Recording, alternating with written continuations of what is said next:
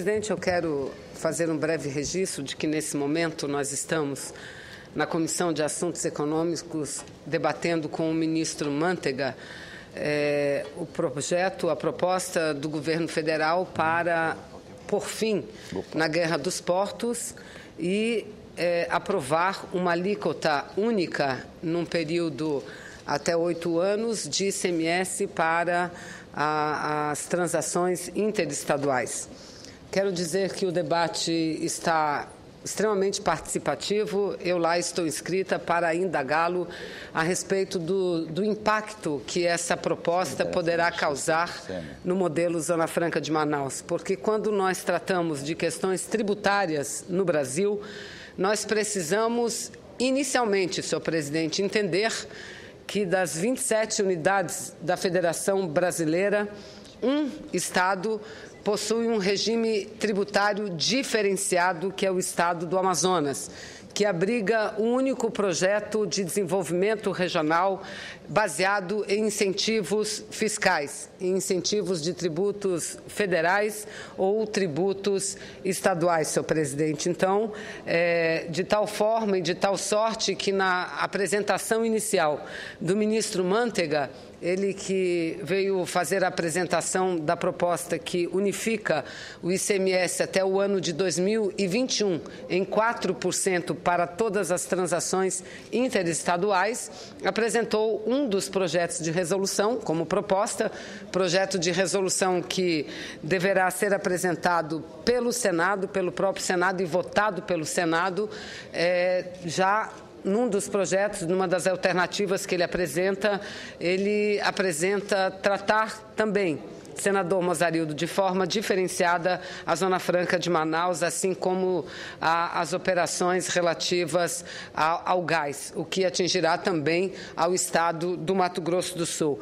E eu faço esse destaque inicial, senhor presidente, porque considero muito importante a participação e a observação inicial do ministro Mantega, porque, de acordo com os estudos feitos, com os impactos que essa possível mudança, deverá acarretar em todos os estados brasileiros, sem dúvida nenhuma, de forma disparada, o estado do Amazonas, aquele que mais perderia. Perderíamos aproximadamente 81% da arrecadação do estado. Ou seja, presidente, senador Mário Couto, o estado do Amazonas deixaria de existir como estado, poderia então ser transformado num território, visto que perder mais de 80% de arrecadação é inviabilizar completamente a unidade da federação. Mas eu faço aqui um registro do reconhecimento dessa forma diferenciada que tem o estado do Amazonas e, portanto, tem merecido do governo central, do Ministério da Fazenda também um tratamento diferenciado. Porque, repito, numa das propostas está lá colocado claramente que as operações a partir da Zona Franca de Manaus continuarão tendo uma alíquota de ICMS interestadual de 12%. Mas, senhor presidente, eu venho também a essa tribuna, no dia de hoje, para falar a respeito da decisão que tomou a Assembleia Geral das Nações Unidas, da ONU, no último dia 29 de novembro, que concedeu à Palestina o status de país observador das Nações Unidas. Isso é muito importante porque até então a Palestina era considerada pelas Nações Unidas, pela ONU, como uma entidade, ou seja, a OLP, que é a Organização para a Libertação da Palestina, como uma entidade observadora e não como um Estado observador.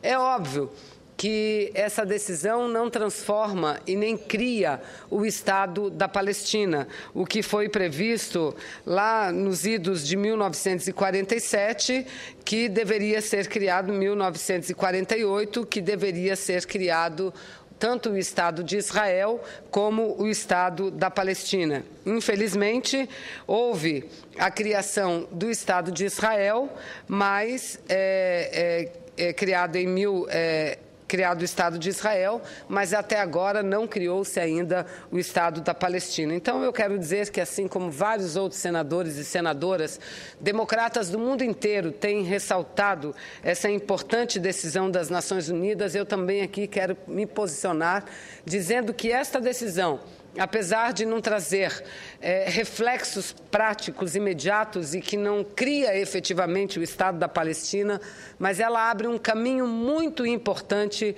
para que isso seja feito no mais curto espaço de tempo, senhor presidente. Isso é muito importante porque é o reconhecimento das Nações Unidas à Palestina como um Estado efetivamente. Essa decisão, senhor presidente, foi tomada com 138 votos a favor, 9 votos contrários e 41 abstenções. 41 votos, países abstiveram-se da votação. Entre os países que não votaram, que preferiram se abster, estão o Reino Unido, a Austrália, a Alemanha, a Bósnia, a Bulgária, a Hungria, a Ucrânia, Burundi, Guiné Equatorial, Libéria, enfim, entre outros, num total de 41 países que abstiveram-se de votar.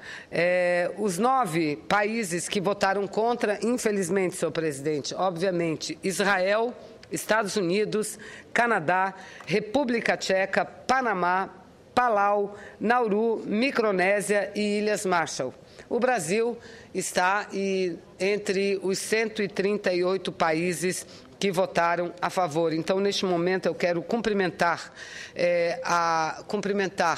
o Itamaraty, cumprimentar a diplomacia brasileira que, nesses assuntos internacionais, principalmente assuntos mais conflituosos, tem tido sempre uma postura extremamente nobre, senhor presidente, de reconhecer o direito daqueles que são os menos favorecidos e que mais sofrem. Em relação aos Estados Unidos, a embaixadora junto às Nações Unidas, Susan Rice, considerou, senhor presidente, logo após a decisão adotada pela grande maioria dos países que compõem o Conselho das Nações, a Assembleia Geral das Nações Unidas, a embaixadora norte-americana junto à ONU considerou essa uma resolução infeliz e contraproducente. E colocou, inclusive, que essa resolução poderá ser um obstáculo no caminho da paz.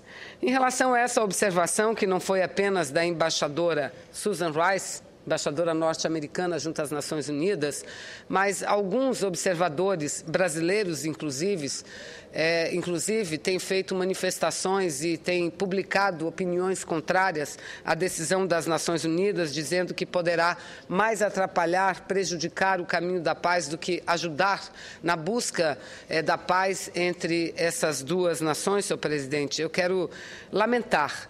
Primeiro, dizer que não é essa atitude das Nações Unidas, da maioria dos países do mundo, que vai se apresentar como qualquer obstáculo ao caminho da paz. Pelo contrário, atitudes que não permitem a paz é essa que foi anunciada agora nesses dias por Israel, pelo governo de Israel, que é uma decisão de criar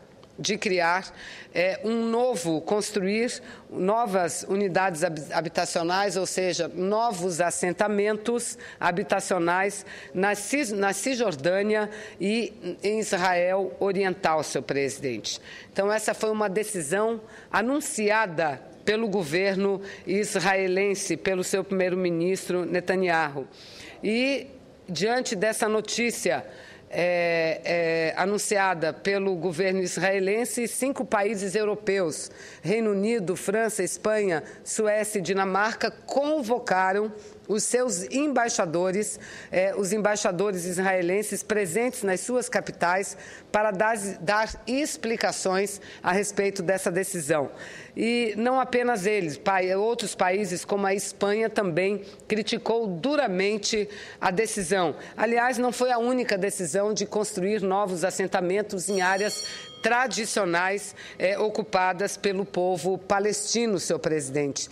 Mas também outra decisão que foi o congelamento da transferência à Autoridade Nacional Palestina dos impostos recolhidos no mês de novembro sobre produtos que entram no território palestino sob o controle de Israel. Então, essas sim, senhor presidente, são duas medidas que prejudicam enormemente o caminho da paz.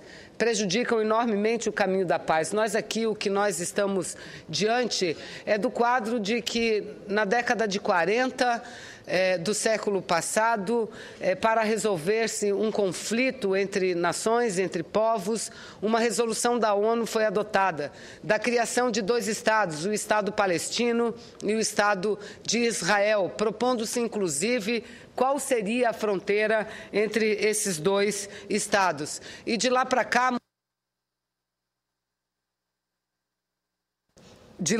senhor presidente, muitos anos se passaram e somente um Estado se viabilizou, que foi o Estado de Israel. Então, o que nós precisamos fazer, povos do mundo inteiro, nações do mundo inteiro, é contribuir para que não apenas o caminho da paz seja construído, mas para que o Estado de Israel seja efetivamente criado e reconhecido internacionalmente, senhor presidente, porque não pode apenas um país se beneficiar de uma decisão que dois países deveriam se beneficiar. Um povo não existe sem um Estado, senhor presidente. Então, eu acho que, para que a gente possa dar um passo mais concreto para a busca da paz, é o reconhecimento do Estado palestino, senhor presidente. E aí eu repito, diferente do que muitos analisam, a decisão da ONU é uma decisão muito importante que, no meu entendimento, vai envolver cada vez mais um número maior de países na ajuda.